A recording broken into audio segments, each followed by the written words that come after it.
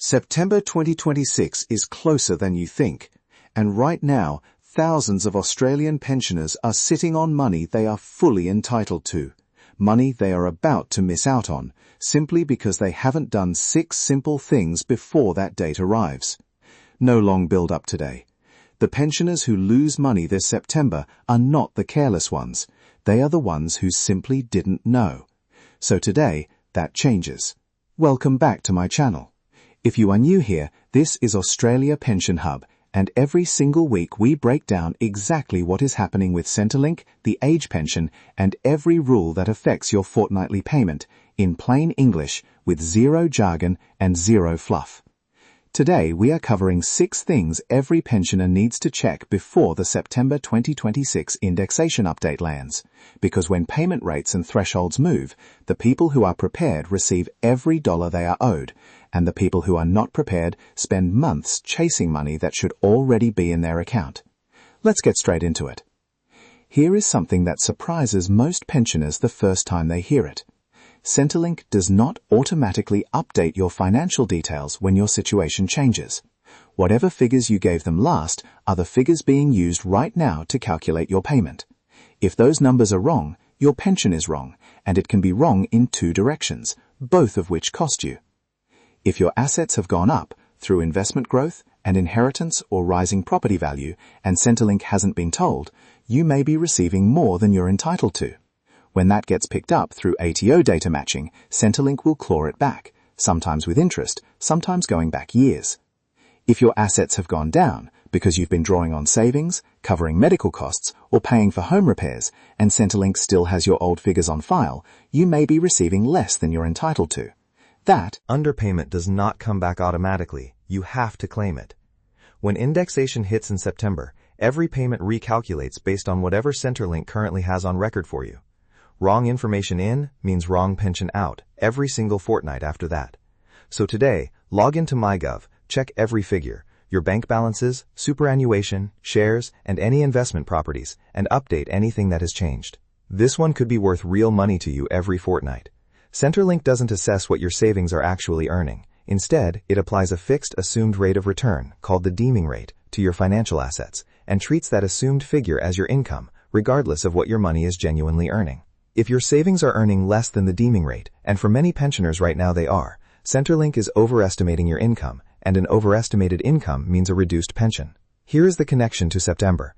Deeming rates are reviewed around the major indexation periods. If rates move and there is a lower rate applied, pensioners with financial assets could see their payment rise automatically, but only if their asset balance on file is accurate. A lower rate applied to an outdated inflated balance still produces an inflated income figure, and your pension stays lower than it should be. So work out what your money is actually earning, compare it to the current deeming rate, and make sure the asset balance Centrelink holds for you is correct before the September update, so any rate change actually flows through properly. This is the one that could change everything for some of you watching.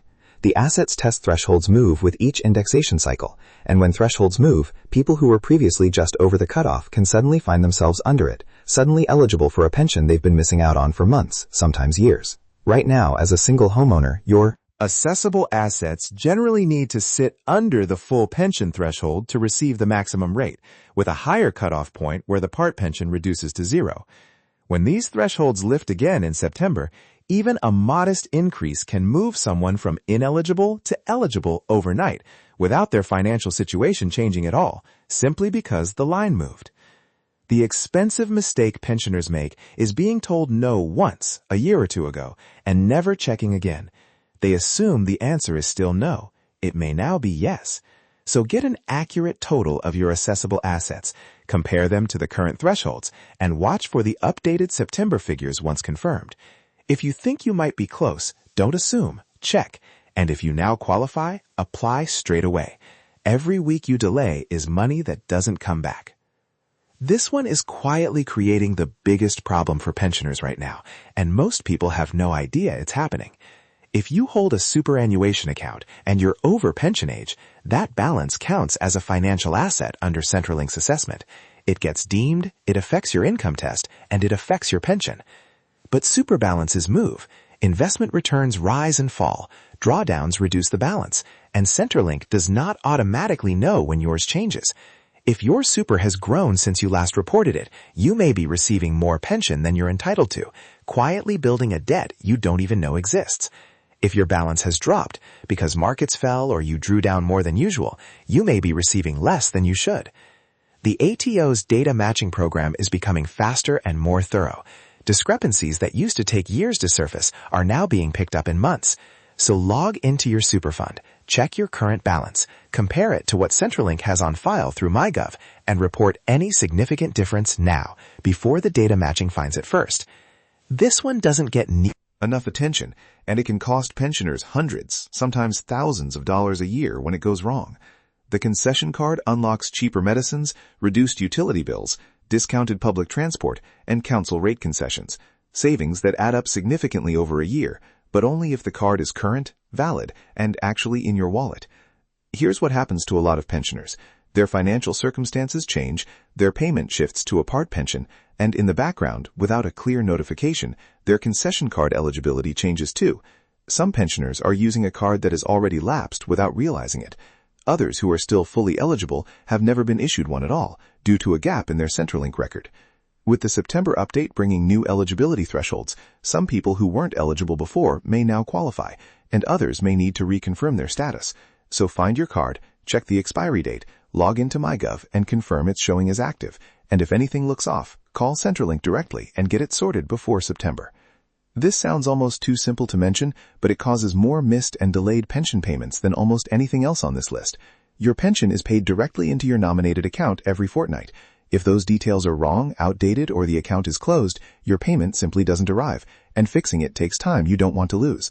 This happens more often than people expect. Accounts get changed or closed, and Centrelink is never updated.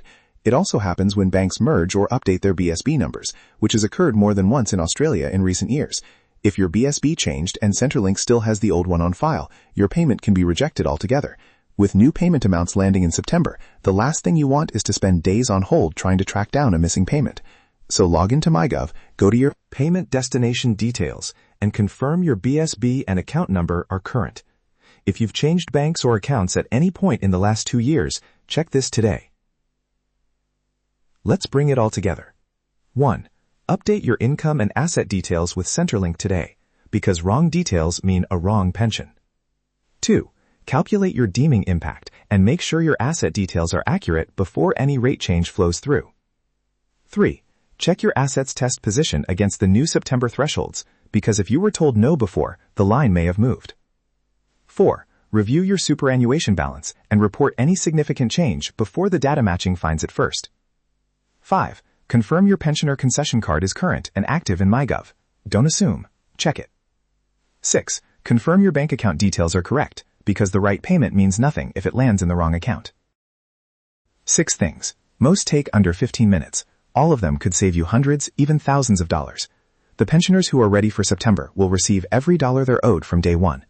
The ones who aren't will spend weeks catching up, and some of that money will never come back. You now know exactly what to check and exactly why it matters, and you still have time to act on it. If this video helped you, hit like right now. It genuinely helps this channel reach more Australian pensioners who need this information before September arrives. Subscribe to Australia Pension Hub so you never miss an update. Every rate change, every threshold movement, every Centrelink announcement, explained before it affects your payment.